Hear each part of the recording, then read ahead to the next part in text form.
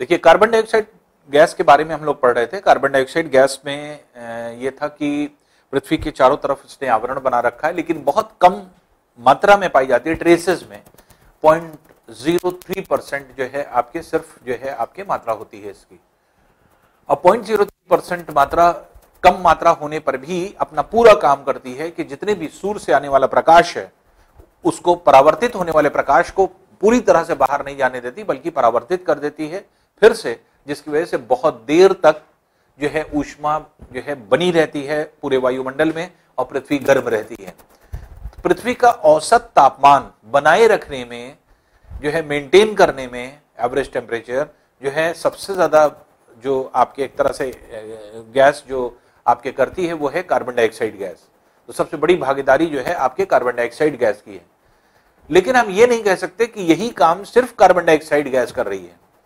Carbon dioxide के तरह से बहुत सारी गैसेस होती हैं जो इस काम को करती हैं, और ये काम जो आपके होता है जिसकी वजह से पृथ्वी का औसत तापमान मेंटेन रहता है और आने वाला सूर्य का प्रकाश जो होता है ये पूरी तरह से परावर्तित नहीं होता है।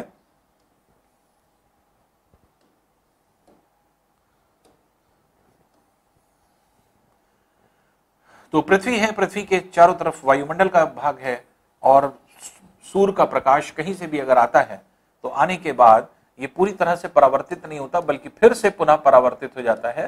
तो जितना भी गई हुई ऊष्मा है फिर से वापस आ जाती है, और जिसकी वजह से टेम्परेचर मेंटेन रहता है। तो ये काम सिर्फ कार्बन डाइऑक्साइड गैस नहीं कर रही है, कार्बन डाइऑक्साइड की तरह और भी गैसें होती हैं। तो इसकी पूरी श्रेणी है, लेकिन कार्बन डाइऑक्साइड मेन गैस है। सबसे ज्यादा मात्रा जिसकी पाई जाती है इन गैसों की जो है आपके समूह में, ग्रुप में, वो है कार्बन डाइऑक्साइड। लेकिन कार्बन डाइऑक्साइड के अलावा अगर हम देखें, यही काम जो है आपके मीथेन गैस भी करती है। मीथेन गैस करती है, फिर ओजोन भी यही काम करती है, ओजोन भी कुछ हद तक यही काम करती है। फिर इसी तरह से जो आपकी गैसें होती हैं, जैसे CFC गैस है वो आपके करती है, SF6 है तो ये आपके गैस होती है, तो ये HFC होती है। तो ये सब गैस, जितनी गैसें हैं ये सब जो है आपके इस तरह की जो है टेम्परेचर को मेंटेन करने का काम करती है। इवन क्लाउड्स, बादल जो हैं वो भी ऊष्मा को रोकने का काम करते हैं, एनर्जी जो है आपके बची रहती है। तो ऊपर के पार्ट में से परावर्तित होकर के आने वाला प्रकाश, जो प्रकाश ऊष्मा जो है आपके परावर्तित होती है, वो बादलों से भी वही काम होता है। जैसे कार्बन डाइऑक्साइड करती है, बादल भी वैसे ही करता है। बादल अगर है तो इससे ऊष्मा तो चली आएगी, क्योंकि हमने आपको बताया था शॉर्ट वेवलेंथ वाली रेज है, और शॉर्ट वेवलेंथ वाली वेव्स जो होती हैं वो क्या होती हैं, हाई फ्रीक्वेंसी की होती हैं। हाई फ्रीक्वेंसी की वेव्स इसको पेनिट्रेट करती हुई अंदर तो चली आएंगी, लेकिन ऊष्मा देने के बाद, पृथ्वी की सतह को ऊष्मा देने के बाद ये जो है आपके लॉन्ग वेवलेंथ में कन्वर्ट हो जाती हैं। तो इनकी फ्रीक्वेंसी कम हो जाती है, लो फ्रीक्वेंसी वाली हो जाती है, जिसकी वजह से ये फिर से परावर्तित हो जाती हैं। तो क्लाउड्स भी वही काम कर रहे हैं जो आपके एक तरह से कार्बन डाइऑक्साइड गैस करती है। तो क्लाउड्स भी इसी में आ जाएगा। इसलिए क्लाउड्स में होता क्या है, वाटर वेपर। तो आप ये कह सकते हैं वाटर वेपर भी एक इसी श्रेणी में आपकी आएगा, जो कि आपके टेम्परेचर को जो है इंक्रीज करने का काम करता है। टेम्परेचर पृथ्वी की सतह पर, जो आपकी पृथ्वी की सतह है, इस सतह पर टेम्परेचर को मेंटेन करने का काम जो हो रही है, जितनी भी गैसें कर रही हैं, अब वो किस तरह से कर रही हैं, जो ऊष्मा जा रही है उसको फिर से परावर्तित करके, इंटैक्ट रख करके, तो जितनी भी एनर्जी है वो सब इंटैक्ट रहती है ज्यादा समय तक, जिसकी वजह से टेम्परेचर बना रहता है। इस प्रोसेस को क्या कहा जाता है, इस प्रोसेस को कहा जाता है ग्रीन हाउस इफेक्ट। ये ग्रीन हाउस इफेक्ट के नाम से जानी जाती है। अब ये ग्रीन हाउस इफेक्ट क्या है, यही प्रोसेस का नाम है। इसको और हम इलैबोरेट करते हैं ग्रीन हाउस इफेक्ट को। और जो गैसें ये काम कर रही हैं, ग्रीन हाउस इफेक्ट कर रही हैं, उन गैसों को क्या कहा जाता है, ग्रीन हाउस गैसेस। ये ग्रीन हाउस गैसेस होती हैं जो कि आपके इस तरह का कार्य करती हैं। तो ग्रीन हाउस गैसेस जो है आपके ये सारा इस तरह का काम कर रही हैं, जो कि टेम्परेचर को मेंटेन करती हैं। अब ग्रीन हाउस इफेक्ट है क्या, वो समझ लीजिए पहले। तो ग्रीन हाउस इफेक्ट में जैसे आपके दिखाया जाता है कि सूर्य से आने वाला प्रकाश आता है, लेकिन जो आपकी लेयर होती है ये क्या करती है, इसमें से ऊष्मा जो बाहर की तरफ जाती है फिर से परावर्तित कर देती है, फिर बाहर जाएगी, फिर परावर्तित कर देगी, फिर बाहर जाएगी, फिर परावर्तित कर देगी। ये चीज, ये प्रक्रिया आपके यहां पे देखिए आवरण है, शॉर्ट वेवलेंथ वाली वेव्स जो हैं आपके जा रही हैं, ये एंटर कर रही हैं, परावर्तित होकर के ये लॉन्ग वेवलेंथ वाली वेव्स होती हैं जो कि बाहर जाने की कोशिश करती हैं, लेकिन ये बाहर नहीं जा पाती, अंदर ही की तरफ रिफ्लेक्ट कर जाती हैं। तो इसमें अगर हम देखें तो खास तौर से कार्बन डाइऑक्साइड गैस को ये कहा जाता है, कार्बन डाइऑक्साइड गैस ट्रैप कर लेती है इस तरह की जो है आपके जाने वाली, परावर्तित होकर के जाने वाली जो है आपके प्रकाश को, जिसकी वजह से ऊष्मा भी परावर्तित हो जाती है और ऊष्मा ट्रैप हो जाती है। ट्रैप होने का मतलब फंस जाती है और ये सारी ऊष्मा को फंसा लेती है, ट्रैप कर लेती है। तो एंट्रैप्ड हीट जो होती है, एंट्रैप्ड हीट मतलब फंसी हुई ऊष्मा, जो एंट्रैप्ड हीट होती है ये पृथ्वी के औसत तापमान को बना लेती है। और जब पृथ्वी के औसत तापमान बना लेती है तो इस प्रक्रिया को, इस इफेक्ट को, इस प्रोसेस को क्या कहा जाता है? Green house effect. ये ग्रीन हाउस इफेक्ट के नाम से या ग्रीन हाउस जो है आपके इफेक्ट के नाम से जाना जाता है। तो इस तरह से अगर हम लोग देखें तो ग्रीन हाउस इफेक्ट क्या है या किस तरह से हम लोग उसको डिफाइन करते हैं, तो वो ये। अब इसको ग्रीन हाउस इफेक्ट क्यों कहा गया, ये जो है मेन जो है हम लोगों का क्वेश्चन है कि ग्रीन हाउस क्यों कहा गया, इसको, इस इफेक्ट को ग्रीन हाउस क्यों कहा गया और इसको ग्रीन हाउस गैस क्यों कहते हैं। देखिए अब इसके पीछे क्या है, इसको भी देख लें। जो हमारी पृथ्वी है, पृथ्वी के जो ठंडे प्रदेश हैं, सब ट्रॉपिकल रीजन और पोलर रीजन, जितने भी आपके सब ट्रॉपिकल रीजन और पोलर रीजन हैं, बहुत ठंडे होते हैं, बहुत ज्यादा ठंडे, बर्फ पड़ी होती है, टेम्परेचर बहुत कम है। अब टेम्परेचर कम है तो इन पूरे क्षेत्र में रहने वाले लोग यहां पर क्या करेंगे, इस जगह पर क्या खाएंगे, क्या चीज जो है आपके वनस्पतियां कैसे उगाएंगे, फल और जो सब्जियां कैसे उगाएंगे, जो आपके एक तरह से क्रॉपिंग है वो कैसे जो है आपके एक तरह से प्रोडक्शन करेंगे, क्रॉप्स कैसे जो है प्रोड्यूस कर पाएंगे। तो क्यों? क्योंकि ऊष्मा कम है, ठंडे प्रदेशों में सूर्य से आने वाला प्रकाश कम है, और जब सूर्य से आने वाला प्रकाश कम है, सनलाइट की ही उपस्थिति में क्या होता है, आपने फोटोसिंथेसिस की प्रक्रिया पढ़ा है। फोटोसिंथेसिस की प्रक्रिया में क्या है, कार्बन डाइऑक्साइड जल से क्रिया करता है, सनलाइट और क्लोरोफिल की उपस्थिति में ग्लूकोज का निर्माण होता है और ऑक्सीजन लिबरेट हो जाती है। ये प्रक्रिया होती है।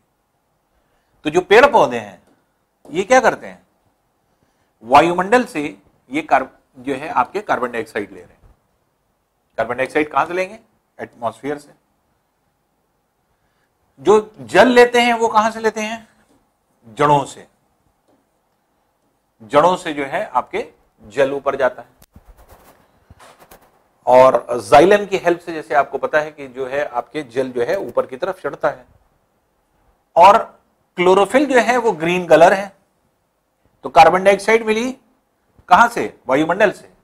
जड़ों से, रूट्स से मिला जल, ये जल मिला।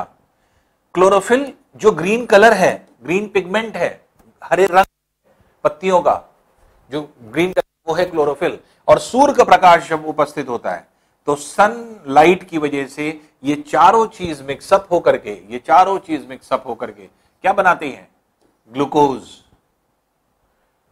और कार्बन डाइऑक्साइड लिबरेट करती हैं। ऑक्सीजन जो लिबरेट होती है पेड़ पौधों से, तो इसी तरह होती है। और ये क्या है, ये है पेड़ पौधों का भोजन। तो पेड़ पौधे जितना ज्यादा भोजन बनाते हैं उतना ज्यादा उनका विकास होता है, उतना ज्यादा वो बढ़ते चले जाते हैं। तो जिस जगह जितना ज्यादा भोजन मिलेगा उतना ज्यादा विकास होगा। अब देखिए इन 6 चीजों में, इन 4 चीजों में कौन सी चीज कांस्टेंट है जो लगभग लगभग समान मिलेगी पूरी पृथ्वी पर, तो वो मिलेगी कार्बन डाइऑक्साइड, क्योंकि वायुमंडल में उपस्थित है। जितनी यहां मिल सकती है उतनी यहां मिल सकती है, उतनी यहां मिल सकती है। दूसरी क्या चीज कॉमन हो सकती है, क्लोरोफिल। पत्तियों का हरा रंग यहां भी होता है, यहां भी होता है, यहां भी होता है, मिल सकता है। लेकिन क्या ये दोनों चीज एक जगह पर मिलती हैं? सूर्य का प्रकाश और जल? नहीं। सूर्य का प्रकाश और जल जहां ज्यादा होगा वहां चारों चीज ज्यादा हो जाएंगी, वहां ज्यादा भोजन बनेगा, वहां पेड़ पौधे ज्यादा विकसित होंगे। कहां पर होगा ऐसा? विश्वतरेखीय क्षेत्र में। यहां पर सघन वन क्यों पाए जाते हैं? डेंस फॉरेस्ट क्यों पाए जाते हैं? डेंस फॉरेस्ट इसीलिए पाए जाते हैं क्योंकि यहां पर जल और ऊष्मा दोनों ज्यादा है। इन क्षेत्रों में क्या है? ठंडे प्रदेशों में ना जल है, वर्षा भी नहीं होती, और ना ही तापमान है। ये दोनों चीजों की कमी, और जिसकी वजह से प्रकाश संश्लेषण की प्रक्रिया, फोटोसिंथेसिस की प्रक्रिया नहीं हो पाती, ग्लूकोज का निर्माण नहीं हो पाता, पेड़ पौधे विकसित नहीं हो पाते, सब्जियां नहीं उग पाती, फल नहीं उग पाते, जो आपके एक तरह से अनाज है वो नहीं उग पाता। आदमी खाए क्या? तो ठंडे प्रदेशों में लोग क्या करते हैं, जब टेम्परेचर नहीं है, पानी तो उपलब्ध करा लेंगे, वर्षा नहीं हुई है कोई बात नहीं, पानी कहीं से भी अवेलेबल करा देंगे, अंडरग्राउंड वाटर को भी हम लोग यूज कर लेंगे, सिंचाई कर लेंगे, इरिगेशन, तो वो सारी चीजें अवेलेबल करा सकते हैं। लेकिन ऊष्मा कहां से लाएंगे? सनलाइट जो है कहां से लाएंगे? तो टेम्परेचर ज्यादा चाहिए, तो ज्यादा टेम्परेचर, तो इसके लिए क्या करते हैं, यहां पे ठंडे प्रदेशों में बड़े बड़े कांच के घर बनाते हैं।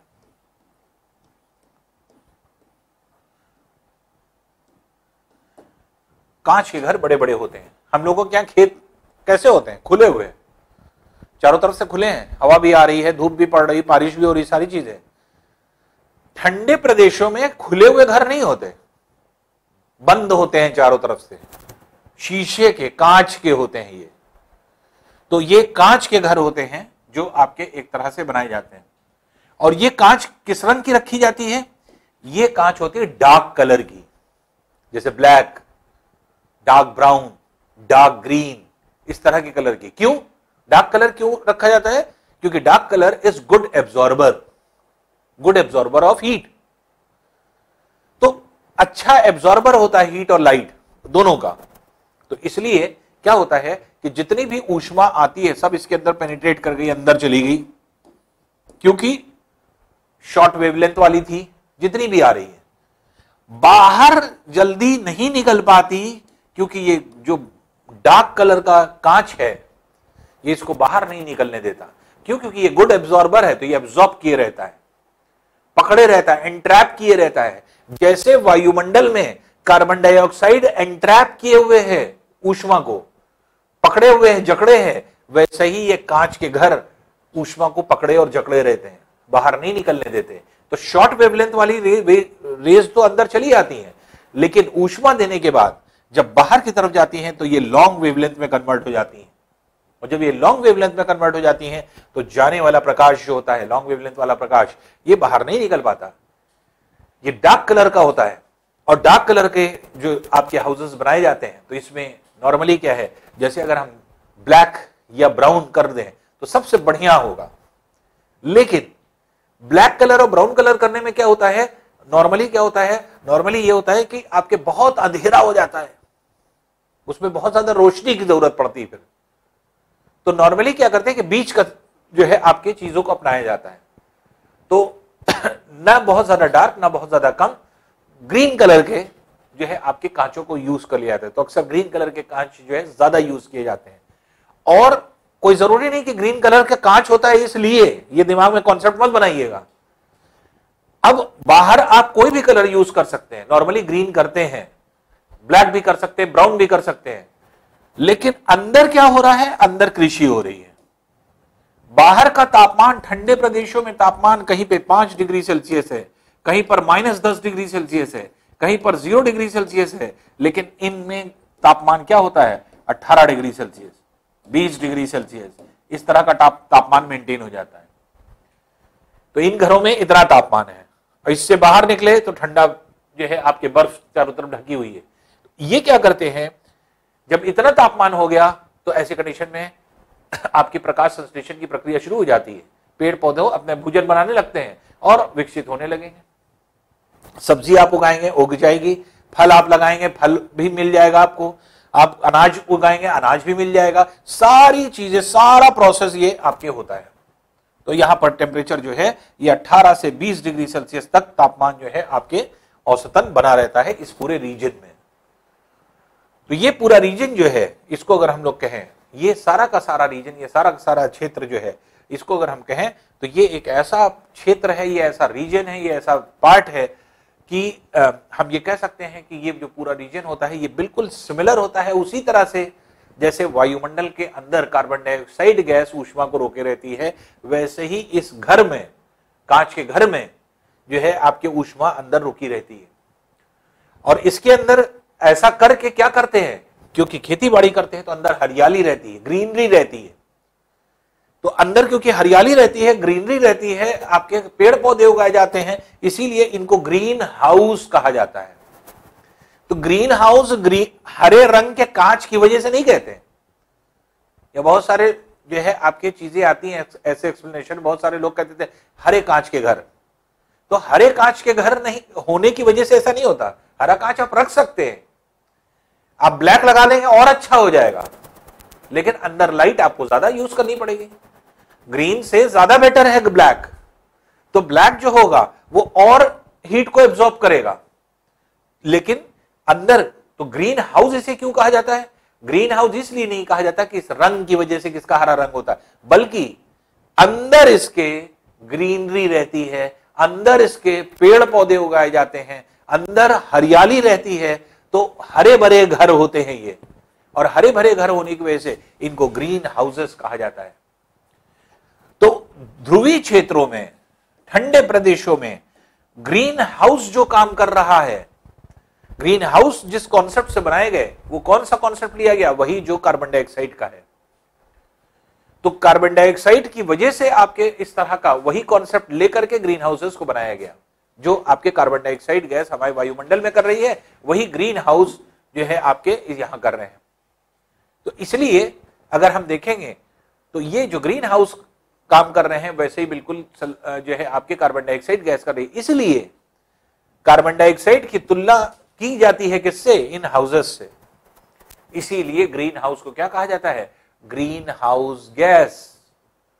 तो ग्रीन हाउस गैसेस की श्रेणी में जैसे हमने आपको कहा, तो जैसे कार्बन डाइऑक्साइड सबसे ज्यादा मात्रा में पाई जाने वाली गैस है, कार्बन डाइऑक्साइड होती है। फिर आपके एक तरह से मीथेन गैस है जो कि पाई जाती है। नाइट्रस ऑक्साइड भी थोड़ी बहुत मात्रा में आपकी ऊष्मा को बढ़ाती है, लेकिन बहुत ज्यादा वो नहीं है, तो जो है उसको इस कैटेगरी में, ग्रीन हाउस कैटेगरी में नहीं रखते। SF6 होती है, CFC होती है, PF6 होती है, जो कि आपकी गैसेस होती हैं। तो ये जितनी भी आपकी इस तरह की गैसेस हैं, वो सब जो है आपके ग्रीन हाउस इफेक्ट को लाती हैं और ग्रीन हाउस इफेक्ट जो है आपके क्रिएट करती हैं। और हो क्या रहा है हमारे वायुमंडल में, क्या हो रहा है, यही ग्रीन हाउस इफेक्ट बढ़ता जा रहा है। अल्टीमेटली अगर हम लोग रोकथाम नहीं लगाएंगे, एमिशन कार्बन डाइऑक्साइड का बढ़ता जा रहा है। कार्बन डाइऑक्साइड का एमिशन कैसे बढ़ रहा है, due to industries, due to vehicles. तो जितने ऑटोमोबाइल्स हैं, चाहे वो आपके बस हो, ट्रक हो, या फिर 4 व्हीलर हो, 2 व्हीलर हो, जो भी आपके इस तरह के जितने भी व्हीकल्स हैं, ये सब क्या है, ये कार्बन डाइऑक्साइड लिबरेट कर रहे हैं। फिर इंडस्ट्रीज से निकलने वाले धुओं में कार्बन डाइऑक्साइड मौजूद है। ऊपर के क्षेत्र में, पूरे वायुमंडल में कार्बन डाइऑक्साइड 0.03% नॉर्मली होना चाहिए, जो कि बढ़ रही है परसेंट में। और बढ़ने की वजह से क्या होगा, जब आपके एक तरह से जब कार्बन डाइऑक्साइड की मात्रा बढ़ती चली जाएगी, तो ऐसी कंडीशन में ग्रीन हाउस इफेक्ट ज्यादा होने लगेगा। ग्रीन हाउस इफेक्ट क्या होने लगेगा, ग्रीन हाउस इफेक्ट मतलब किसको कहा गया, ऊष्मा का रोकना। तो ऊष्मा ज्यादा रुकने लगेगी, हीट ज्यादा रुकने लगेगी, और जिसकी वजह से क्या होगा, जिसकी वजह से आपके टेम्परेचर बहुत तेजी से बढ़ता चला जाएगा। टेम्परेचर बढ़ रहा है, और यही चीज जो है हम लोगों को देखने को मिलता है कि टेम्परेचर लगातार बढ़ता चला जा रहा है। ऐसे बहुत सारे ऐसे जगह हैं जहां पर आपके बहुत तेजी से ड्यू टू पॉल्यूशन में निकलने वाली कार्बन डाइऑक्साइड गैस अगर है, तो वो पॉल्यूट कर रही है, ग्रीन हाउस इफेक्ट क्रिएट कर रही है वहां पे, और ग्रीन हाउस इफेक्ट क्रिएट करने की वजह से टेम्परेचर डे बाय डे बढ़ता चला जा रहा है। तो पृथ्वी के औसत तापमान में वृद्धि होती चली जा रही है, जिसको आगे चल करके एक ब्रॉड सेंस में हम लोग अभी पढ़ने वाले हैं, जिसको हम लोग क्या कहते हैं, ग्लोबल वार्मिंग। ग्लोबल वार्मिंग क्या है, ग्लोबली हम गर्म हो रहे हैं।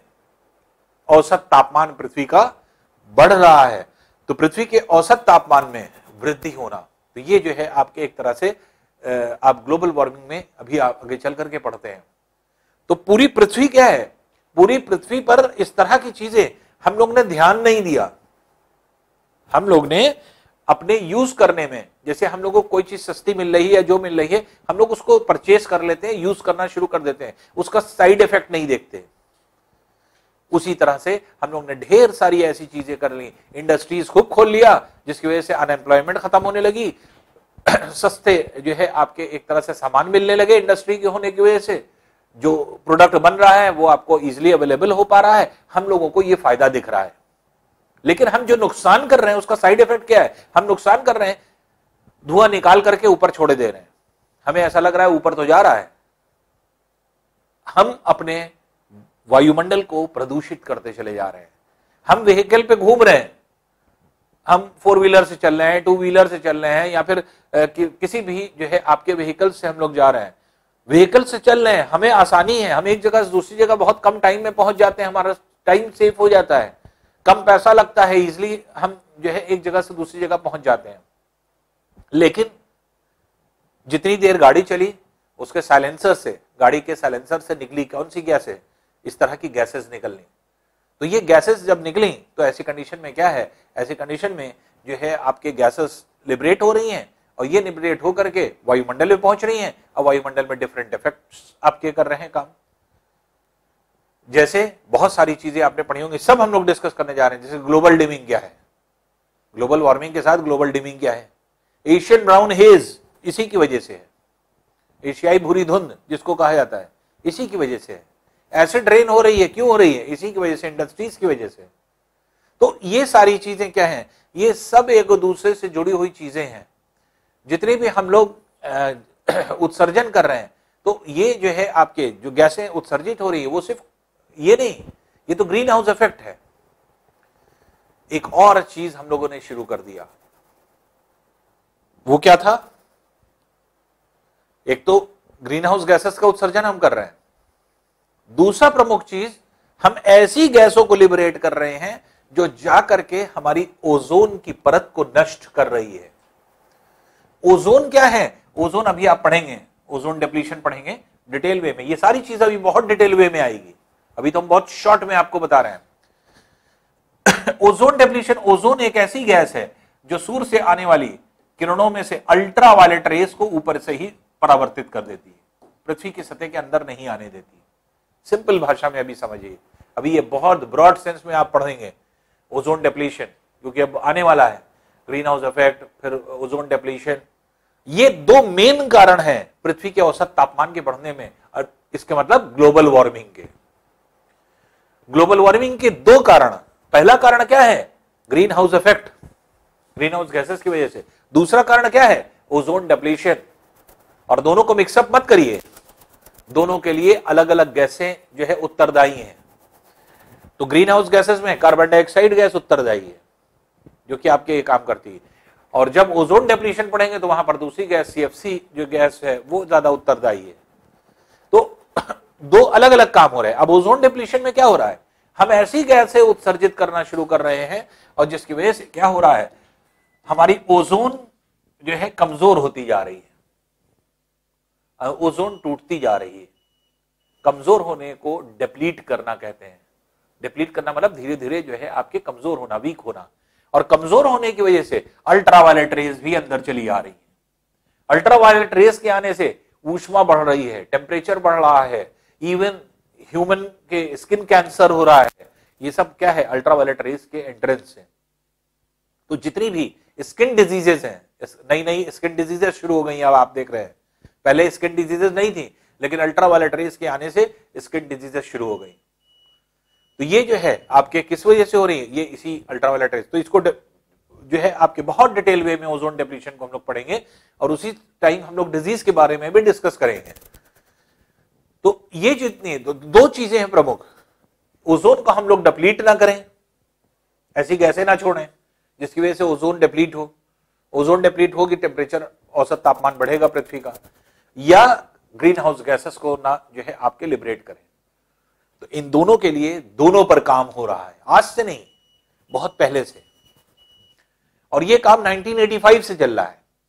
1985 से पहला चरण इसका स्टार्ट हो चुका था, क्योंकि सबसे पहले ओजोन डिप्लीशन का जो आपके खतरा था वो सबसे पहले एंटार्क्टिका में दिखाई पड़ा, ओजोन होल दिखाई पड़ा। तो उस टाइम जो है ओजोन होल कैसे हुआ या किस तरह से हुआ, तो 1985 में सबसे पहली बार जो है आपके कॉन्फ्रेंस की गई, जिसको अभी हम लोग डिटेल वे में मॉन्ट्रियल प्रोटोकॉल में पढ़ेंगे। तो ये जो है आपके एक तरह से, तो 1985 से आपके ये काम हो रहा है। और फिर ग्रीन हाउस गैसेस पे इफेक्ट डालने के लिए क्योटो प्रोटोकॉल आया। क्योटो प्रोटोकॉल जो था वो आपके ग्रीन हाउस गैसेस को रोकने के लिए, तो दो अलग तरफ से काम हो रहे हैं। एक काम चल रहा है ग्रीन हाउस गैस को कैसे रोका जाए, इसके एमिशन को, और एक चल रहा है कि उन गैसों को कैसे रोका जाए जो ओजोन को डिप्लीट कर रही है। तो ये दोनों जो है आपके एक तरह से काम चलते हैं। तो इसलिए दो अलग अलग तरह की ट्रीटी है। ट्रीटी मतलब होता है समझौता, विभिन्न देशों में आपस में समझौता हुआ कि आओ मिल बांट करके बैठ करके हम लोग सोचे कि हम अपने एटमॉस्फेयर को कैसे नष्ट कर रहे हैं, नष्ट करने से बचा लें, नहीं तो अर्थ क्या है धीरे धीरे करके खत्म हो जाएगा और जो है अर्थ पर जितनी भी चीज है लाइफ बड़ी मुश्किल हो जाएगी, आगे आने वाली जनरेशन के लिए हम कुछ नहीं छोड़ पाएंगे। तो ये दो इंपॉर्टेंट फैक्टर्स थे जहां पे आपके जो है ग्रीन हाउस इफेक्ट और जो है आपके ग्रीन हाउस इफेक्ट की वजह से ग्रीन हाउस गैसेस का उत्सर्जन हुआ और जो है आपके ऑक्सीजन जो है डिप्लीट करने वाली गैसेस को लिबरेट किया गया। तो हर साल लगभग इन दोनों पर काम होता था। पहले अगर आप देखेंगे स्टार्टिंग में तो अलग अलग चीजें होती थी, क्लाइमेट चेंज, अर्थ समिट, ये दो आपके बहुत जो है आपके एक तरह से ऐसे वर्ड हैं जो कि बहुत सिमिलर लगते हैं। अर्थ समिट हुआ करती थी। अर्थ समिट क्या होती थी, उस पे क्या होता था, पृथ्वी पर जो भी आपके एक तरह से खतरे हैं उन खतरों से कैसे बचा जाए। तो ये सारी चीजें जो है आपके खतरों पर डिपेंडेंट होती थी। और दूसरी इंपॉर्टेंट चीज ये होती थी कि पृथ्वी पर जो भी आपके इस तरह का प्रदूषण है या प्रदूषित गैसें जो जा रही हैं वो हमारे किस तरह से ग्रीन हाउस इफेक्ट की वजह से कैसे टेम्परेचर को इंक्रीज कर रही हैं और हमारा वायुमंडल कैसे नष्ट हो रहा है, उसको कैसे रोका जाए। तो दो एंगल से लगातार काम हो रहे थे, दो अलग अलग क्लाइमेटिकल चेंज और जो है अर्थ समिट। धीरे धीरे करके क्योंकि वैज्ञानिकों ने देखा दोनों एक ही काम कर रही हैं, दैट इज ग्लोबल वार्मिंग। दोनों का मेन मकसद क्या है, दोनों का मेन मकसद टेम्परेचर को बढ़ाना, और दोनों ही टेम्परेचर बढ़ा रही हैं जो कि ग्लोबल वार्मिंग का जो है आपके काम हो रहा है। इसलिए दोनों एंगल को जो है वैज्ञानिकों ने एक करके एक जगह पर बैठ करके जो है आपके एक तरह से चीजों को डिस्कस करना शुरू किया। और तब से आज तक हर साल किसी ना किसी कंट्री में एक बार जो है आपके कॉन्फ्रेंस हुआ करती है। तो ये कॉन्फ्रेंस ऑफ पार्टीज कहलाती है, सीओपी, शॉर्ट में सीओपी कहते हैं, conference of the parties. Parties क्या है, डिफरेंट पार्टी किसको कहा गया, कंट्रीज को कहा गया। तो डिफरेंट कंट्रीज को पार्टी कहा गया। तो कॉन्फ्रेंस ऑफ द पार्टीज जो कह रहे हैं, तो ये क्या है, ये कॉन्फ्रेंस ऑफ द कंट्रीज है। तो कॉन्फ्रेंस ऑफ द कंट्रीज जिसको हम लोग कह रहे हैं, तो वही कॉन्फ्रेंस ऑफ द पार्टीज है। तो हर साल सीओपी होती है। अब कॉन्फ्रेंस ऑफ द पार्टीज बार बार नहीं बोलेंगे हम, शॉर्ट में सीओपी बोलेंगे, सीओपी आप समझ लेंगे। तो सीओपी हर साल होती है और सीओपी का मुख्य उद्देश्य क्या होता है, सारे देश बैठते हैं, हम लोगों के लिए क्या जरूरी है उस बाउंडेशन एक दूसरे पर लगाते हैं, हम लोग इस चीज को फॉलो करेंगे और नहीं फॉलो करेंगे, जो नहीं फॉलो करेगा उसको पेनाल्टी दिया जाता है, उसके ऊपर पेनाल्टी रखी जाती है। तो ये काम जो है आपके शुरुआत हो गई और ये काम जो है आपके 1987 से इसकी शुरुआत हुई। 1985 से हम लोग जो है आपके एक तरह से इस पर काम करना शुरू कर चुके हैं और जबकि 1987 में पहली बार जो है आपके एक तरह से इसको इफेक्ट में लाया गया। तो तब से जो है आज तक हम लोग रिव्यू करने के लिए हर साल एक एनुअल रिपोर्ट बनती है और एनुअल रिपोर्ट को हम लोग तैयार करते हैं, जिससे ये पता चलता है कि हम लोग कितने परसेंट हम लोग जो है आपके सुधार की तरफ चल रहे हैं या कितने परसेंट जो है हम बिगाड़ की तरफ चल रहे हैं। तो एनुअली एनालिसिस करने पर यह होता है कि पहले से बाद में कितना चेंज आया। तो अब अगर हम देखें तो ये जो आपके दो मुद्दे हैं उनको अगर हम लोग अलग अलग डिटेल वे में पढ़ें तो हम लोग ये जानते हैं कि ग्रीन हाउस इफेक्ट जो आपके है वो आपके एक चैलेंज है पृथ्वी के लिए, और एक तरह से ओजोन डिप्लीशन भी एक तरह का चैलेंज है जो पृथ्वी पर जो है आपके एक तरह से टेम्परेचर को बढ़ा रहा है। तो conference of the parties, COP जिसको हम लोग शॉर्ट में बोल रहे हैं, ये कॉन्फ्रेंस ऑफ द पार्टीज हम लोग पढ़ने जा रहे हैं। क्या शुरुआत कहां से कैसे हुई? 1992 में जो आपके पहला जो है आपके सम्मेलन हुआ, कॉन्फ्रेंस हुई। ऐसे 1995 से ओजोन वाला काम हो रहा है, 1985 से 1992 से जो है आपके क्लाइमेट चेंज पर काम हो रहा है। क्लाइमेट चेंज मतलब वर्ल्ड के जो है इसमें पूरा क्लाइमेट चेंज करता जा रहा है। क्लाइमेट चेंज किस तरह से देखा गया? देखा यह गया, अगर आप देखेंगे तो बहुत ही जो है आपके एक अलार्मिंग कंडीशन जो है आपके पूरी पृथ्वी पर आई, और हर आदमी जो है आपके एक तरह से बहुत सहम गया, जान गया कि हाँ अब पृथ्वी का अंत जो है आग चुका है। इसको कैसे डिफाइन किया गया या किस तरह से जो है आपके डिफाइन किया गया? बहुत सारी घटनाएं हुई, जैसे बीते दिनों में जो है आपके जापान में ओलों की बारिश हुई, हेल स्टॉर्म। अब वो ओले छोटे नहीं, इतने बड़े, आधा किलो 1 किलो के बड़े बड़े टुकड़े थे। ये बारिश हुई, कितने लोग उसमें चोटिल हुए, कितने जो है आपके गाड़ियां उसमें नष्ट हुई, कितने घर नष्ट हुए, तो कितने लाइफ चली गई, बड़े बड़े पत्थर गिरे। वो एक अलार्मिंग कंडीशन थी।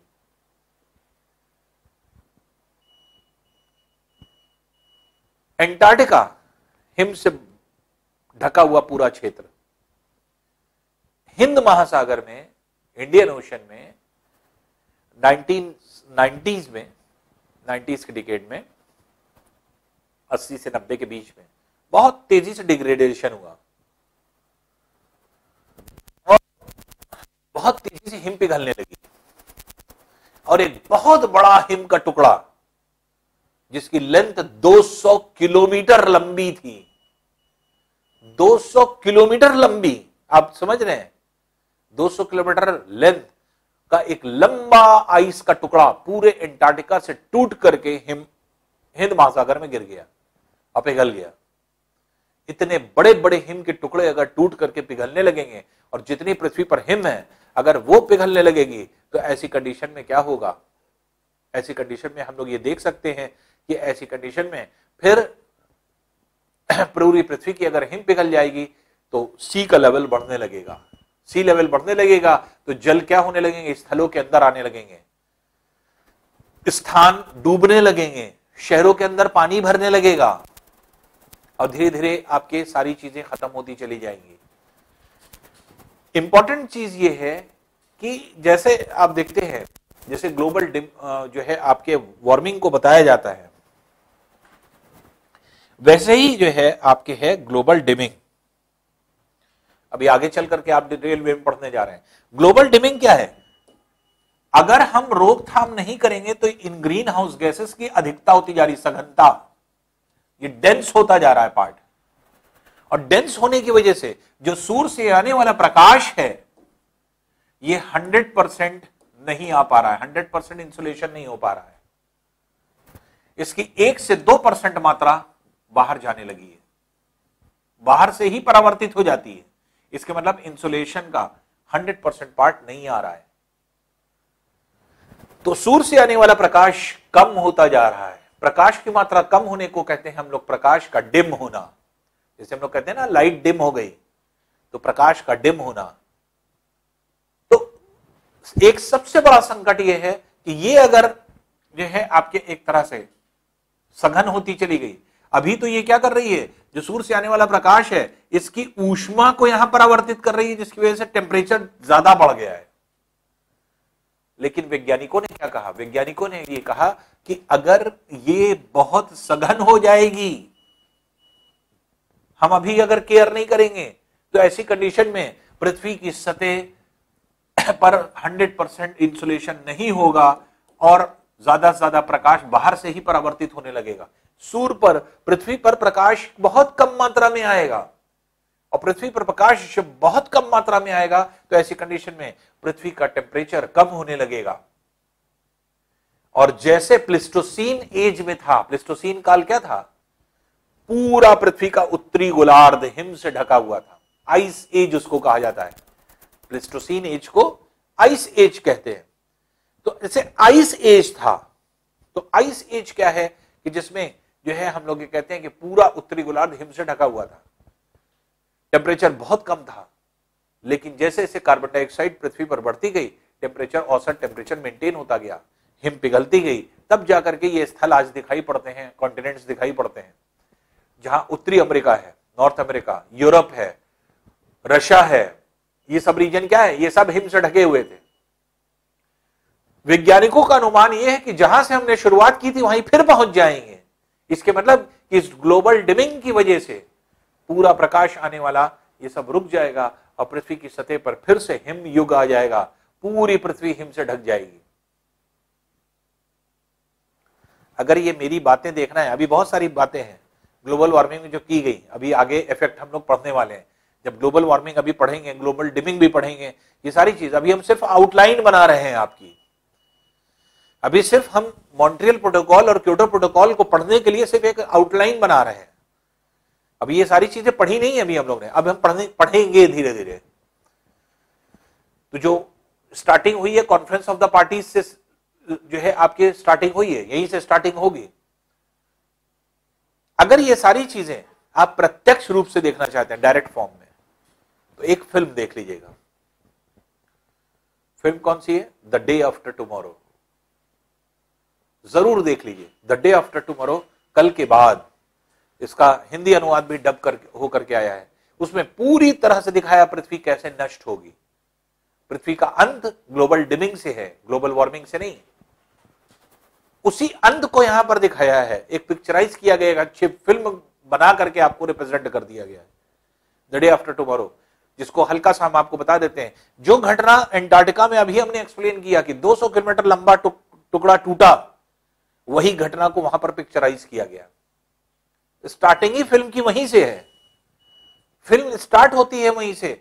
आप देखते हैं कि जैसे फिल्म की कास्टिंग वहीं पर हो रही है, फिल्म की स्टार्टिंग, और यूएस का एक अभियान दल वहां पर गया हुआ है, मशीन से जो है आपके पूरे जो हिम की मोटी परत है उसको पूरा ड्रिल कर रहा है, बोर कर रहा है। अब बोर करके एंटार्क्टिका में कि जो है जमीन को बोर करके जो है आप कुछ रिसर्च करने गए हैं। इन लोग, मशीन लगी होती है, इन लोग काम करते रहते हैं। थोड़ी देर में एक अजीब सी आवाज आती है, एक इरिटेटिंग साउंड, जैसे आप देखते हैं ना, आप अपने काम में लगे लेकिन कोई एक ऐसी आवाज आ जाए जिसकी वजह से आपका कंसंट्रेशन ब्रेक कर जाए। तो ऐसी आवाज, जैसे दरवाजा खोलिए तो दरवाजे खोलने की और बंद करने की आवाज कर्र से होती है, या कोई चीज कटने या फटने की आवाज कर्र से होती है। तो इस तरह की जो है आपके इरिटेटिंग साउंड ये होती है। एक व्यक्ति काम कर रहा है, फिल्म बता रहे हैं हम आपको, फिल्म को अच्छी तरह से देख लीजिएगा। वजह यह है कि पूरा आपको ये सारी चीजें क्लियर हो जाएंगी। तो उसी घटना को कैसे दिखाया, उन्होंने पिक्चराइज कैसे किया है, वो यही दिखाया है। क्योंकि इस तरह का पिक्चराइजेशन जब आप देखेंगे तो नॉर्मली इस तरह का पिक्चराइजेशन किया नहीं जा सकता। इंडिया में ऐसी फिल्म नहीं बन पाएगी जिस तरह की पिक्चराइजेशन है। तो आप देखेंगे वहां पर क्या है, पिक्चराइजेशन किया गया। एंटार्क्टिका में ड्रिलिंग हो रही है, बोरिंग हो रही है, आदमी ड्रिलिंग कर रहा है, एकदम से एक आवाज शुरू होती है। वो अपने काम को रोक देता है, इधर उधर देखता है, कोई नहीं दिखाई पड़ता, फिर शुरू कर देता है। फिर तेज आवाज होती है, फिर अपने काम को रोकता है, फिर जो है छोड़ के अलग हो जाता है, फिर थोड़ी देर बाद फिर काम में लग जाता है। अब साउंड और तेज हो गई, अपने काम को छोड़ करके वो कायदे से देखता है, और एकदम से उसकी नजर जाती है जमीन पर। देखता है कि लंबी क्रैक डेवलप होता चला जा रहा है, पूरी जमीन फटती चली जा रही, पूरी बर्फ फटती चली जा रही, और उसी के बगल से फटती हुई ऐसे चली गई। और सेकंडों में पूरी की पूरी बर्फ अलग हट गई और हजारों फीट गहरी खाई अंदर चली गई, टूट करके अलग जो है आपके अलग हो गया टुकड़ा पूरा, और हजारों फीट अंदर गहरी खाई जो है आपके दिखाई पड़ रही है। तो ये जो है पिक्चराइजेशन जो किया गया है, ये उसी घटना को दिखाया गया था जो आपके हिम टूटने वाली घटना जो हमने आपको पहले एक्सप्लेन करी, उसको पिक्चराइजेशन में ये दिखाया कि एक आदमी और उसी में गिर जाता है तो उसको हाथ पकड़ के उठाया जाता है। ये हर पिक्चर में मिर्च मसाला लगा करके जिससे कि आपको अच्छा लगे वो बताया गया, लेकिन थीम क्या थी वही। उसके बाद नॉर्मली क्लाइमेट चेंज पर असर क्यों आ रहा है, क्लाइमेट चेंज क्यों काम कर रहा है, या क्लाइमेट चेंज से हम क्या समझ रहे हैं। जो यूएसए है,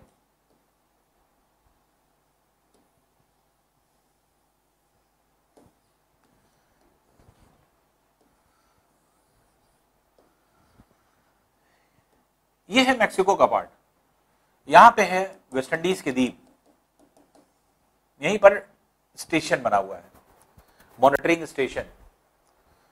तो जैसे हमने आपको जो है चक्रवात वाला जब टॉपिक पढ़ाया था तो उस टाइम हमने बताया था आपको कि विश्व में ढेर सारे जो है आपके मौसम विज्ञान के लिए जो है आपके मौसम विज्ञान केंद्र होता है, सेंटर्स होते हैं जो कि आपके क्लाइमेट को जो है के ऊपर नजर रखते हैं। तो उसी ऑफिस को दिखाया गया है कि एक व्यक्ति है जो आपके एक तरह से यहीं पर किसी ऑफिस में बैठा हुआ है और वो जो है बड़ी बड़ी स्क्रीन लगी है, उस पर मॉनिटर होता है सारी चीजें।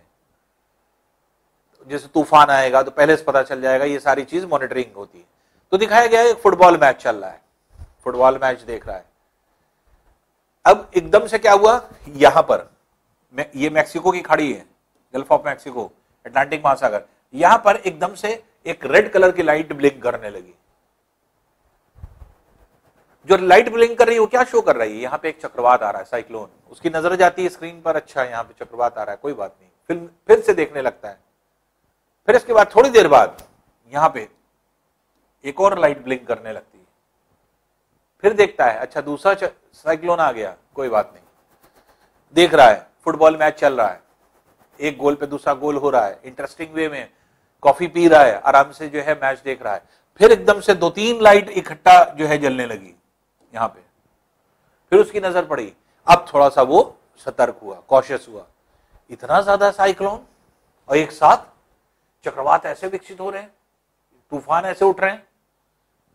थोड़ी देर के बाद वो देखता है कि इस पूरे रीजन में जगह जगह पर हर जगह जो है आपके साइक्लोन आ गए, मौसम बिल्कुल से बदल गया। जैसे ही उसकी नजर जाती है स्क्रीन पे, वो एकदम बौखला जाता है, फौरन फोन करता है अपने जो है यूएस में, और जब जो है मेन ऑफिस फोन करता है तो पता चलता है यहां एक्चुअल में ये पूरा चक्रवात आ गया है। न्यूयॉर्क सिटी दिखाया है, पूरा न्यूयॉर्क सिटी में पानी आ गया है। फिल्म को अगर आप देखेंगे, पूरे सिटी में, न्यूयॉर्क सिटी में पानी कैसे आता है, पूरा पूरा सिटी डूब जाता है, पूरा न्यूयॉर्क डूबा हुआ ऊपर से दिखाते हैं। अंदर बिल्डिंग में है, बिल्डिंग में फंसा हुआ आदमी, एक मंजिल डूबी, फिर दूसरा मंजिल डूबी, तीसरा मंजिल डूबी, आदमी ऊपर भाग रहा है। ये सब पिक्चराइजेशन दिखाया गया है, यही एक्चुअल में होना है। जो आपके तटीय क्षेत्र है ये डूबते चले जाएंगे, यही ग्लोबल वार्मिंग है। पानी अंदर आ जाएगा, सी का लेवल उठ जाएगा, सी लेवल उठने से जितने भी क्षेत्र होंगे वो डूबने लगेंगे। यही सारी चीजें जो है आपके एक्सप्लेन की गई हैं, बताई गई हैं। तो फिल्म अगर आप देख लेंगे तो अपने आप आपको क्लियर हो जाएगा ये सारी चीजें। खैर फिल्म को यही छोड़ नहीं रहे हैं, आपको पूरा एक अच्छा सा जिस्ट बता दें तो अपने आप क्लियर हो जाता है। एक्चुअल में ये पूरी स्टोरी एक फैमिली की है, एक हस्बैंड, एक वाइफ, एक लड़का है। हस्बैंड वाइफ सब यूएसए में रहते हैं। वाइफ जो है एक डॉक्टर है, हस्बैंड जो है वो आपके इसी जो है आपके क्लाइमेटिकल जो है आपके एक तरह से ऑफिस में है, क्लाइमेट के बारे में सारी चीजों की जानकारी जो है आपके उसको होती रहती है। और उसका लड़का किसी जो है आपके असाइनमेंट में, कोई असाइनमेंट ले करके जो है आपके किसी दूसरे सिटी में जाता है। तो जब चक्रवात आता है, क्योंकि ये मौसम विज्ञानी है, ये पहले से इसको पता है, ये सारी चीजें बताता है, सारी चीजें जो है इसको जो है पहले से पता रहता है। जब तूफान आना शुरू करता है, पूरा पूरा यूएसए का पूर्वी तट जितना भी क्षेत्र है, तो ये सब पूरा जो है आपके न्यूयॉर्क सिटी पूरा डूब जाता है। तो फौरन फोन करता है, अपनी वाइफ को भी करता है, उसको भी करता है। वाइफ हॉस्पिटल में रहती है और जो है आपके वो लड़का वहां रहता है, कहीं पे फंसा होता है। एक बिल्डिंग है, उसमें दिखा रहे हैं कि उस बिल्डिंग में वो फंसा हुआ है और पानी ऊपर भरता चला जा रहा है। वो फोन पे बात करता है। लास्ट टॉक जो वो करता है वो ऐसी जगह से करता है कि बस पानी उसकी गर्दन तक पानी आ जाता है और बात करता रहता है, फिर वहीं से फोन कट जाता है। तो उसके फादर बस एक बात उसको बोलते हैं कि उस बिल्डिंग से तुम निकलना नहीं, हम आ रहे हैं लेने, उस बिल्डिंग में ही रहना, बस चाहे सब छोड़ के चले जाएं लेकिन तुम वहीं रुकना। और लास्टली होता भी वही है। उस बिल्डिंग को हर एक आदमी छोड़ करके चला जाता है, सब लोग को बाहर निकाला जाता है, लेकिन वो वहां से हिलता नहीं, क्योंकि उसको पता रहता है उसके फादर आएंगे जरूर। तो लास्ट में वो आते भी हैं। अपने वाइफ को फोन करता है, लेकिन वाइफ इतनी डिवोटेड डॉक्टर होती है, डिवोशन दिखाया है वहां पे कि डॉक्टर का डिवोशन क्या होना चाहिए अपने मरीज के प्रति, वो दिखाया गया है। तो अपनी वाइफ को कहता है कि आ जाओ, जान बच जाएगी। वाइफ कहती है कि हम अपने पेशेंट्स को छोड़ के आएंगे नहीं। कुछ एक दो पेशेंट्स ऐसे होते हैं जो हिल नहीं सकते हैं, पूरा हॉस्पिटल खाली हो जाता है, पूरे हॉस्पिटल चला जाता है, लेकिन वो डॉक्टर नहीं हिलती। वो डॉक्टर जो है वहीं पर रहती है। वो कहती है जब तक लास्ट मरीज नहीं चला जाएगा तब तक हम जाएंगे नहीं। उसका भी डिवोशन दिखाया। खैर ये सब फिल्म है। और लास्टली दिखाया है कि जो आपका जहां उनका बेटा फंसा हुआ है, वो पूरा रीजन जो है आपके एक तरह से बर्फ पानी से भरा हुआ है, और एकदम से इतनी तेज ठंड बढ़ती है, जैसे हमने आपको बताया कि आइस एज आ जाएगा, जैसे आइस एज प्लेस्टोसीन काल में था, सब चीज हिम में कन्वर्ट हो जाएगी, टेम्परेचर इतनी तेज गिरेगा। वही चीज दिखा रहे थे, टेम्परेचर इतनी तेज बढ़ा कि बहता हुआ पानी रुक गया, वहीं जम गया, चलता हुआ आदमी जम गया, वहीं खड़ा हो गया, स्टैच्यू बन गया, बर्फ उसके चारों तरफ जम गई। इस तरह से फिल्म को दिखाया गया है। लेकिन वो आदमी, वो बच्चा जो था, लड़का जो था, वो अपने जो है लाइब्रेरी में एक फंसा हुआ था, वही लाइब्रेरी में वहीं पर मौजूद होता है। और लास्ट में जो उसका फादर होता है अपने दोस्तों के साथ आता है, दोस्त दोनों रास्ते में मर जाते हैं। मतलब इतनी स्ट्रगल वो दिखाया है पूरी, क्योंकि कोई वो नहीं होता, पैदल आते हैं, वो पैदल चल के आते थे और पूरे बर्फ के क्षेत्र से आते हैं। तो दोनों की डेथ हो जाती है, दोनों मर जाते हैं। उसके दोस्त जितने होते हैं, बस वो अकेला बचता है, वो लास्ट तक वहां पर पहुंचता है। तो फिल्म जो है बहुत इंटरेस्टिंग फिल्म है, लेकिन हर एक चीज आप जान जाएंगे। चक्रवात आता कैसा है उसमें दिखाया गया है। साइक्लोन्स को देखना है तो उस फिल्म को देख लीजिए। एक फिल्म और है टॉर्नेडो के नाम से, ट्विस्टर के नाम से, सॉरी, ट्विस्टर नामक फिल्म है, वो भी देख लीजिए। वो चक्रवात को पूरा, उसमें पूरा ट्विस्टर्स को दिखाया गया है। जो यूएसए में ट्विस्टर्स आते हैं, चक्रवात को वहां ट्विस्टर्स भी कहा जाता है। वेस्टर्न कोस्ट पर आने वाले जितने भी चक्रवात होते हैं, साइक्लोन्स होते हैं, उनको ट्विस्टर कहते हैं यूएसए में। ट्विस्टर नामक फिल्म भी बनी है, उसी ट्विस्टर्स पे बनी है।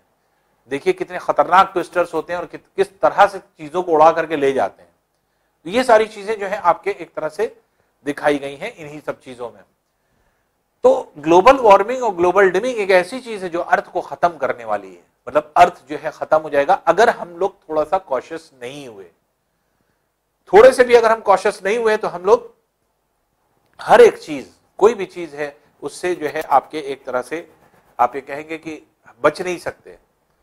हम लोग अगर ये सोचे कि हाँ किसी चीज को निगलेक्ट कर दें तो हम धीरे धीरे क्या कर रहे हैं, अर्थ को एंड की तरफ ले आ रहे हैं।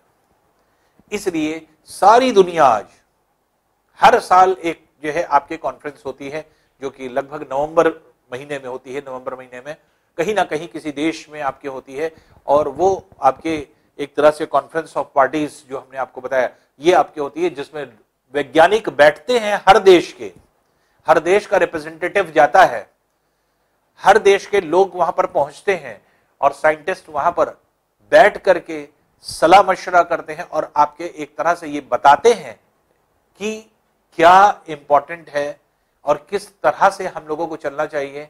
वहीं पर रूल्स एंड रेगुलेशंस बनते हैं कि आगे के आने वाले दिनों में हम लोग को कैसे रहना है, किस गैस का यूज नहीं करना है, किस गैस का एमिशन नहीं करना है।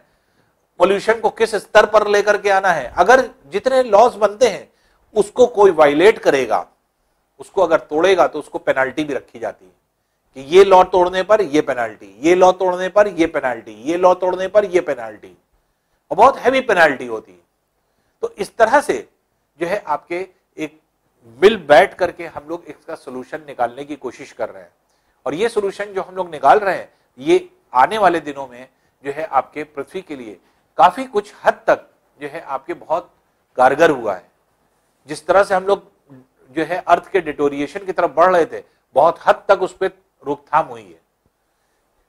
जैसे फॉर एग्जांपल आप देखते थे ऑटोमोबाइल्स की जितनी भी आपकी ये है, पहले क्या होता था, गाड़ियां हैं, व्हाइट शर्ट तो कोई पहन ही नहीं पाता था शहरों में, खासतौर से जो मेट्रो सिटीज है, दिल्ली है, मुंबई है, आपके कोलकाता है, इवन छोटे भी शहर जो आपके हैं जैसे आपके लखनऊ का शहर भी बहुत ज्यादा प्रदूषित था, व्हाइट रेड शर्ट कोई नहीं पहनता था।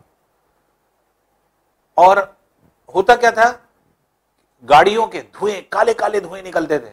किसी भी रेड लाइट पे खड़े अगर आप हो गए और 2 मिनट भी आपका स्टे हो गया या 1 मिनट भी हो गया तो धुआं इतना निकलता था, कालिक इतनी निकलती थी, सूट जिसको कहा जाता है कालिक, वो इतनी निकलती थी कि पूरे कपड़ों पर जम जाती थी, चेहरे पर जम जाती थी। मानो आप जहां से निकले हैं और जहां पहुंचेंगे तो वो काले होकर के एकदम पहुंचेंगे, इतना प्रदूषण था। अब इस प्रदूषण को हटाने के लिए बहुत सारे जो है आप आज से नहीं, क्योंकि इंडिया को करने के लिए, इंडिया क्या हर देश को करने के लिए बाउंड किया जाता है। तो पहले क्या हुआ, पहले आपके डायरेक्ट साइलेंसर से धुएं निकाल दिए जाते थे। फिर क्या हुआ, फिर जो है आपके एक तरह से जो साइलेंसर है उसके अंदर स्क्रबर्स आने लगे। स्क्रबर्स क्या होते हैं, तो जो साइलेंसर बनाया जाता है जहां से एग्जॉस्ट होता है, ये पिस्टन होता है, सिलेंडर है और इसी के अंदर पिस्टन मूव करता है, यहां से धुआं होता है जो कि बाहर जो है निकलता है।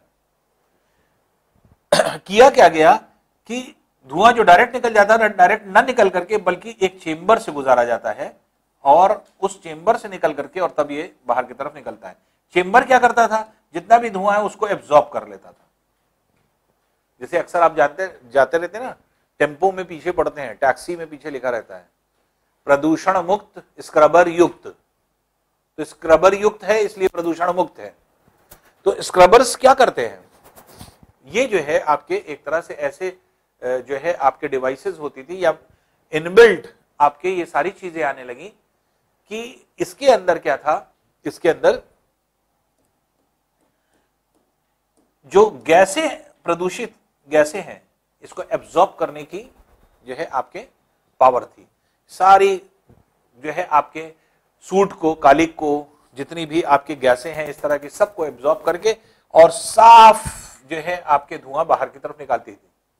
पहले काला काला धुआं दिखाई पड़ता था, अब धुआं निकलता हुआ दिखाई नहीं पड़ता। ये क्या था, पहले इंजन क्या थे, पहले गाड़ियां सस्ती थी, महंगी हो गई। महंगी कैसे हो गई, पहले नॉर्मल जो है आपके इंजन हुआ करते थे, फिर इसके बाद क्या किया गया, इंजन्स को MPFI सिस्टम पर रखा गया। MPFI सिस्टम क्या है, नॉर्मल क्या होता है, नॉर्मली अगर आप देखें तो यहां पे एक स्पार्क प्लग होता है, हर गाड़ी में स्पार्क प्लग लगा होता है जिससे जो है चिंगारी निकलती है, और एक इनलेट वाल्व होता है जिससे पेट्रोल या डीजल स्प्रे के फॉर्म में नोजल से निकलता है। नोजल से जो है आपके छोटे छोटे ड्रॉपलेट्स के फॉर्म में जैसे ही ये निकलता है वैसे ही स्पार्क प्लग चिंगारी से एक चिंगारी निकालता है। जैसे ही चिंगारी निकालता है ये फ्यूल जल जाता है। फ्यूल जल करके क्या होता है, तो तुरंत जो है आपके एक्सपैंड करेगा, एयर एक्सपैंड कर जाती है और एक्सपैंड करने से ये पिस्टन की ओर चलाती है, ऐसे ये पावर स्ट्रोक होता है और इस पावर स्ट्रोक से क्या है, पिस्टन आगे की तरफ चलता है। फिर जो धुआं होता है ये आगे जब पहुंचता है तो बाहर जो है आपके एक तरह से वो लगा होता है, ये पिस्टन यहां तक पहुंच जाता है, आगे पहुंच जाता है और यहां पर बाहर निकल करके धुआं जो है आपके एग्जिट कर जाता है। तो धुएं को इस तरह से निकाला जाता है।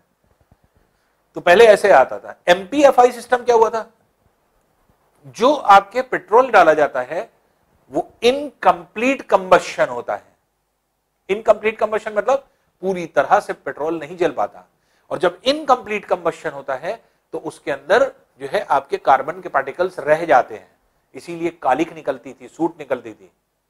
फिर एमपीएफआई सिस्टम क्या बनाया गया, जो इंजेक्ट किया जाता है वो एमपीएफआई सिस्टम से, multi point fuel injection system. Multi point fuel injection, एक जगह से खाली नहीं जाएगा, स्प्रे के फॉर्म में, जिस तरह से परफ्यूम हम लोग छिड़कते हैं, परफ्यूम दिखाई नहीं पड़ता है, छोटे छोटे ड्रॉपलेट्स के फॉर्म में होता है, उसी तरह से मल्टी पॉइंट मतलब ढेर सारे पॉइंट से फ्यूल इंजेक्ट किया जाता है, जिससे कंप्लीट कंबशन हो जाए। जब कंप्लीट कंबशन हो जाएगा तो एफिशिएंसी इंजन की बढ़ेगी, सारा तेल जल रहा है, ज्यादा एनर्जी मिलेगी और प्रदूषण कम से कम होगा। तो इसलिए धुआं भी आपके बहुत ज्यादा नहीं देता था और एफिशिएंसी बढ़ जाती थी, बस ये है कि कॉस्ट बढ़ गई। तो जैसे आप देखते हैं किसी भी गाड़ी पर, तो पहले क्या हुआ करता था, जो बाहर की गाड़ियां आती हैं तो उसमें आप देखेंगे बाहर की टेक्नोलॉजी, तो उसमें पहले आता था यूरो 1 पर गाड़ी, यूरो 2 पर गाड़ी, यूरो 3 पर गाड़ी, यूरो 4। उसी तरह इंडियन गाड़ियों पे अगर आप देखेंगे तो Bharat stage 1, Bharat stage 2, Bharat stage 3, Bharat stage 4 अब चल रहा है, और 5-6 पर भी काम चल रहा है, 5 भारत स्टेज 5 आ गया। तो ये क्या है, तो भारत स्टेज 4 और 5 क्या है, ये डिफरेंट आपके स्टेजेस बनाए गए हैं। एक क्राइटेरिया दे दिया जाता है कंपनी को कि उस पर आपकी गाड़ी होनी चाहिए। तो इसमें क्या होता है, इसमें बाहर की तरफ एक जो है एग्जॉस्ट के टाइम, जहां पे एग्जॉस्ट होता है वहां पर जो है एक चेंबर बनाया जाता है, और वो चेंबर सारे गैसेस को एब्जॉर्ब कर लेता है। इसीलिए गाड़ियां थोड़ा सा कॉस्टली हो गई, सारी गाड़ियां कॉस्टली हो गई, लेकिन कंपनी की तरफ से बाउंडेड है, कंपनी ने बाउंड कर दिया, इसलिए क्योंकि हमारा कार्बन डाइऑक्साइड का उत्सर्जन ना हो। जो अभी गाड़ियां चल रही हैं जो प्रदूषण में है, उन गाड़ियों को तो हम कुछ नहीं कर सकते, चल रही चलती रहेंगी, कितने दिन चलेंगी, उनकी कुछ लाइफ होगी, कोई 2 साल चलेगी, कोई 4 साल चलेगी, कोई 5 साल चलेगी, अपने आप खत्म हो जाएगी। लेकिन नई आने वाली गाड़ियां इस तरह की ना निकलें, इसलिए कंपनियों में क्या किया गया, इस तरह की जितनी चीजें थी, जितना मैन्युफैक्चरिंग थी, उस मैन्युफैक्चरर पर जो है आपके इस तरह की जो है बाउंडेशन होती है। इनको डिफरेंट स्टेजेस से गुजारा जाता है। जैसे 5th स्टेज में जब आ रहे हैं तो और जो है हाई टेक्नोलॉजी की गाड़ियां चलेंगी, और हाई टेक्नोलॉजी की गाड़ियां जो है आपके एक तरह से लॉन्च होती हैं, जिसमें प्रदूषण नाम की कोई भी चीज ना के बराबर है। उनको टेस्टिंग करने की जरूरत ही नहीं है, ओके टेस्टेड है पहले से ही, कंपनी बाहर ही दे देती है कि जब तक मेरी गाड़ी चलेगी तब तक इसको किसी भी तरह की कोई जो है आपके एक तरह टेस्टिंग की जरूरत नहीं है। तो जितनी भी इस तरह की गाड़ियां आती हैं, बहुत सारे ऐसी कंपनियां हैं जो अपनी गाड़ी को निकालती हैं, और इवन बहुत सारे ऐसे जो है आपके एक तरह से अगर आप देखें तो कंपनियां हैं जो खुद से वारंटी ले लेती हैं प्रदूषण की। जैसे अक्सर आप देखते होंगे कि गाड़ियों का प्रदूषण बनाने जाना पड़ता है टेस्ट करने के लिए कि प्रदूषण का कागज कहां है, ये तो हम लोग यहां पे बनवा रहे हैं ना। कुछ गाड़ियां ऐसी हैं कि जिन्होंने पहले से ही क्लीन चिट दे दी है कि इसमें कोई प्रदूषण देखने की जरूरत ही नहीं है, प्रदूषण कभी हो ही नहीं सकता। और 2 कंपनियां ऐसी जिन्होंने इस चीज को जो है वेरीफाई कर दिया, एक टोयोटा है और एक जो है होंडा। इनकी निकलने वाली गाड़ियों से कभी प्रदूषण होएगा ही नहीं। जितनी भी गाड़ियां आपने निकाला, ये वर्ल्ड वाइड अपने आप जो है इस चीज को दे देती हैं कि हमारे उसमें से उत्सर्जन होना ही नहीं है। आप चाहे इसकी जो है एक तरह से प्रदूषण उसका बनवाइए चाहे ना बनवाइए, तो इसमें से कभी जो है आपके एक तरह से प्रदूषण होगा ही नहीं। तो इस तरह की चीजें अब मैन्युफैक्चरिंग हम लोग के हाथ में है, क्योंकि अब आने वाली जो गाड़ियां जो हम लोग यूज करने जा रहे हैं, पुरानी गाड़ियां तो चलेंगी 5 साल 10 साल 2 साल 8 साल खत्म हो जाएंगी अपने आप, उस पर हम क्या करें, घर से निकलवा करके तो उसके ऊपर कोई एक्शन लगवाया नहीं जा सकता। लेकिन नई गाड़ियों पर कंपल्शन किया गया, और यही पूरे विश्व ने किया। तो पूरे विश्व ने जो है एक पैमाना बना लिया कि गाड़ियों की मैन्युफैक्चर का पैमाना ये है, इंडस्ट्रीज से निकलने वाले धुओं का पैमाना ये है, इससे ज्यादा कोई जो है आपके इंडस्ट्रीज से निकलने वाले धुओं को जो है कोई जो है उससे ऊपर नहीं ले जाएगा। तो प्रदूषण के स्तर पर बहुत हद तक चीजें कम हुई हैं। तो अब कॉन्फ्रेंस ऑफ द पार्टीज है क्या, इसी एंगल पे ग्रीन हाउस गैसेस को कम करना, ओजोन डिप्लीशन वाली गैसेस को कम करना, इसी पर काम है कॉन्फ्रेंस ऑफ द पार्टीज का।